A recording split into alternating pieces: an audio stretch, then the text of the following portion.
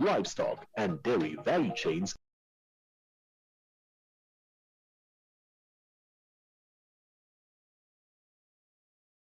Undeniably, we have made meaningful and significant progress in providing the world with more sufficient, safe, and nutritious food, contributing to reductions in poverty and hunger. The global food system now contributes between 10% and 12% of global GDP, translating to about $8 trillion.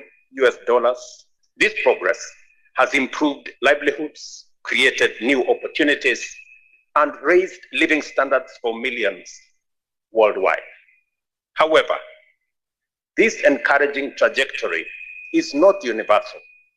Starvation, malnutrition, and undernutrition remain a harsh daily reality for far too many.